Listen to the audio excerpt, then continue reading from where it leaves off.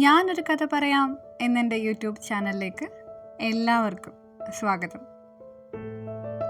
National award നേടിയ സംവിധായകൻ തരുൺ മൂർത്തിയുടെ മറ്റൊരു നാഴികക്കല്ലായി തുടരും. എവിടെയോ നഷ്ടപ്പെട്ടു പോയ മാണിക്യത്തെ തിരിച്ചു കൊണ്ടുവന്നു. Yes, the real Mohanlal is back. കുറേ നാളായി പ്രേക്ഷകന് കാണാൻ കാത്തിരുന്ന ഷൺമുഖനായി കാർ ഡ്രൈവറായി ലാലേട്ടൻ എത്തുന്നു.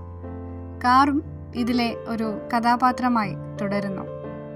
2-3 പതിറ്റാണ്ടുകൾക്ക് മുൻപ് സ്ക്രീനിൽ മാന്ത്രികത സൃഷ്ടിച്ച ജോഡികളായ മോഹൻലാലും ശോഭനയും ഒന്നിച്ചപ്പോൾ തുടരും ഭംഗിയായി. ഫാമിലി ഡ്രാമ 2ാം ഭാഗത്തിൽ ഇമോഷണൽ ത്രില്ലറായി മാറുന്നു. കാറിനെ ചുറ്റിപ്പറ്റിയുള്ള നിരവധി സംഭവങ്ങളാണ് കഥയുടെ ഇതിവൃത്തം. നായകനോട് ഒത്തു നിൽക്കുന്ന വില്ലൻ, അതായിരുന്നു ജോർജ് സാറായി എത്തുന്ന പ്രകാശ് വർമ്മ. അദ്ദേഹത്തിൻ്റെ അഭിനയം ഈസ് ബ്രില്യൻറ്റ്. ഇന്ത്യൻ പരസ്യങ്ങളുടെ കിങ് മേക്കർ പ്രകാശ് വർമ്മ തുടക്കം മുതൽ അവസാനം വരെ ഷോ സ്റ്റീലറാണ്. സൂക്ഷ്മമായ അഭിനയം കൊണ്ട് പ്രേക്ഷക മനസ്സ് കീഴടക്കി. ജെയ്ക്സ് ബിജോയുടെ പശ്ചാത്തല സംഗീതം, ഷാജി കുമാറിൻ്റെ ഛായാഗ്രഹണം, നിഷാദ് യൂസഫിൻ്റെയും ഷഫീഖ് ബീബിയുടെയും എഡിറ്റിംഗ് ചിത്രത്തെ കൂടുതൽ ജനപ്രിയമാക്കി. ബിനു പപ്പു ഏറ്റവും മികച്ച പ്രകടനമാണ് ചിത്രത്തിൽ കാഴ്ചവെച്ചത്.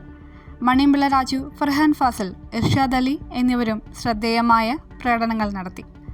തരുൺ മൂർത്തി തൻ്റെ തിരക്കഥയും സംവിധാനവും ഉപയോഗിച്ച് മികച്ച രീതിയിൽ മുന്നോട്ട് നയിച്ചതോടെ ഓരോ അഭിനേതാക്കളുടെയും തിരഞ്ഞെടുപ്പ് മികച്ചതായി തോന്നി. മലയാള സിനിമ ഇത്ര പ്രത്യേകതയുള്ളതാണെന്ന് നമ്മെ ഓർമ്മിപ്പിക്കുന്ന മനോഹരമായ ഒരു ത്രില്ലറാണ് തുടരും.